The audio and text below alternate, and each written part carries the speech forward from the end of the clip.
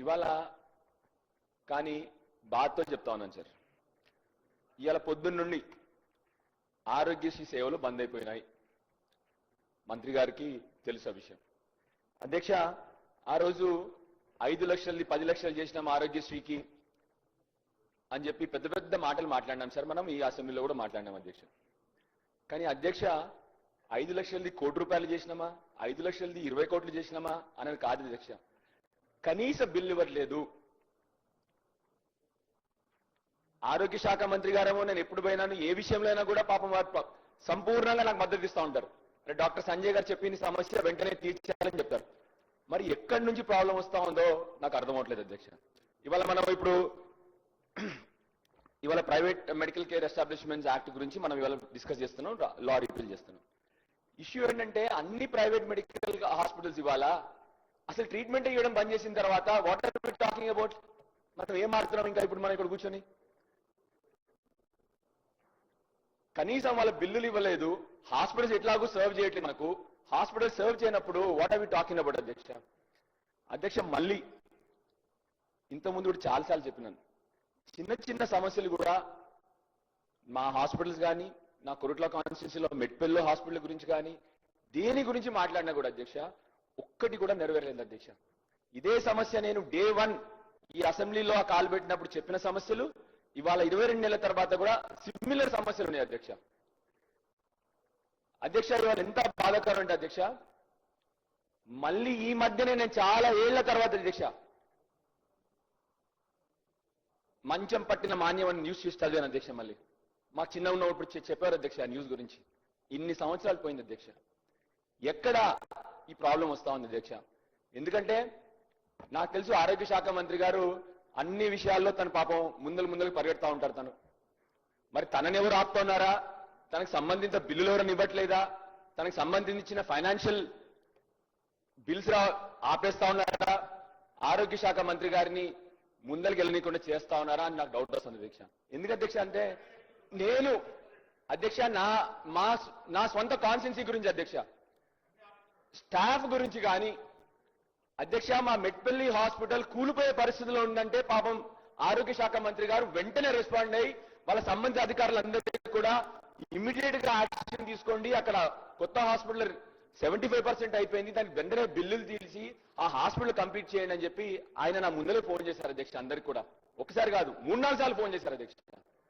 మరి అయినా కూడా ఒక్క ఇటుక పిల్ల పేర్చలేదంటే ఏం జరుగుతా ఉందో మీరు దయచేసి మీరు ఒకసారి స్పీకర్ గారు మీరు కూడా ఒకసారి దీనిలో జోక్యం చేసుకోవాలని చెప్పి మీరు పెద్దల అధ్యక్ష, మీరు ఏది చూసినా మానవీయ కోణంతో చూస్తారన్న విషయం నాకు బాగా తెలుసు స్పీకర్ గారి గురించి.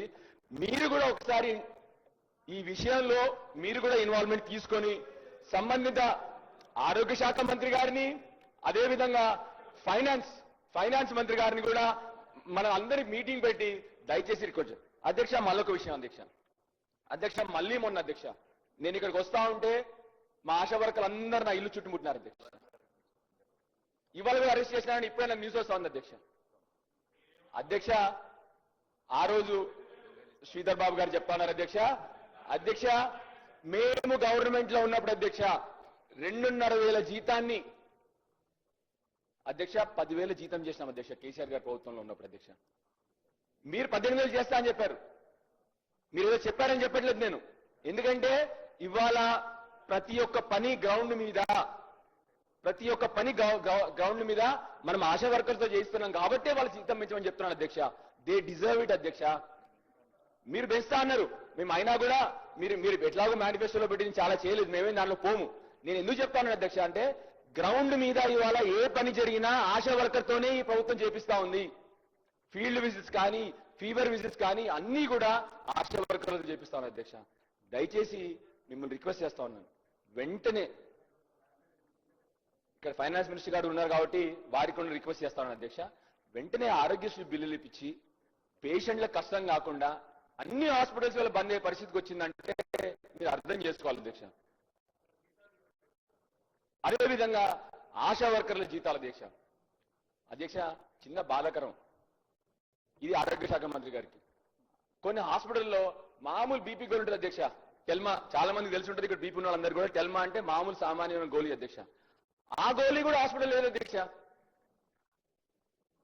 దయచేసి మిమ్మల్ని రిక్వెస్ట్ చేస్తాను అధ్యక్ష. మేము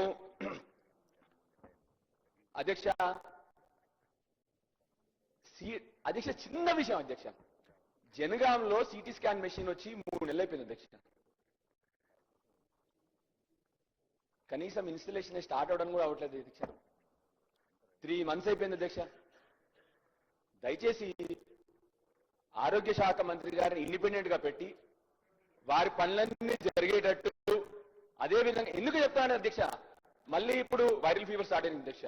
సీజనల్ వ్యాధులు స్టార్ట్ అవుతాయి, వర్షాలు పడినాయి, వరదలు వచ్చినాయి, 100% సీజనల్ వ్యాధులు స్టార్ట్ అయింది. మందులు లేవు, కనీసం మందులు లేవు హాస్పిటల్లో, కనీస సౌకర్యాలు లేవు అధ్యక్ష. మా కొరుట్ల హాస్పిటల్ అధ్యక్ష 100 పడకల ఆసుపత్రి అధ్యక్ష, ఆరంభించి 2 సంవత్సరాలు అయింది అధ్యక్ష. హాస్పిటల్ ఖాళీగా పడుతుంది అధ్యక్ష, ఒక్క స్టాఫ్ లేదు అధ్యక్ష. నేను ఇప్పటికి దాని గురించి చాలా సార్లు రిక్వెస్ట్ చేసిన అధ్యక్ష. అంటే మీరు అర్థం చేసుకోండి అధ్యక్ష, ఇప్పుడు సీజనల్ వ్యాధులు వస్తా ఉన్నాయి అంటే మన ప్రైవేట్ హాస్పిటల్ బిల్ యాక్ట్ గురించి మనం మాట్లాడుతూ ఉన్నాం, మన గవర్నమెంట్ హాస్పిటల్ మాత్రం స్ట్రెంగ్తన్ చేసుకోవట్లేదు అధ్యక్ష. 2 ఏళ్ళైంది 100 పడకల ఆసుపత్రి ఓపెన్ చేసి, దాంట్లో ఇప్పటివరకు స్టాఫ్ కూడా ప్రొవైడ్ చేయాలని పరిస్థితి అధ్యక్ష. అధ్యక్ష మళ్ళీ ఒకసారి మీ ద్వారా రిక్వెస్ట్ చేసేది, చిన్న కష్టాలు ఇప్పుడు, ఎందుకంటే ప్రజలకి మళ్ళీ ప్రైవేట్ హాస్పిటల్ వైపు పోతా ఉన్నారు. ప్రైవేట్ హాస్పిటల్ పోతే మళ్ళీ మీకు తెలుసు, ఆల్రెడీ రాష్ట్రం గత 3 నెలల నుంచి డిఫ్లేషన్ లో ఉంది, రాష్ట్రంలో ఆదాయం పడిపోయింది, ప్రజల దగ్గర డబ్బులు లేవు. మళ్ళీ వాళ్ళందరినీ కూడా మన ప్రైవేట్ హాస్పిటల్ పంపించే పరిస్థితి రాకూడదు అధ్యక్ష. దయచేసి వెంటనే గవర్నమెంట్ దీని మీద యాక్షన్ తీసుకోవాలని చెప్పి మీ ద్వారా ప్రభుత్వాన్ని రిక్వెస్ట్ చేస్తాను అధ్యక్ష. ధన్యవాదాలు అధ్యక్ష, ఈ అవకాశం ఇచ్చి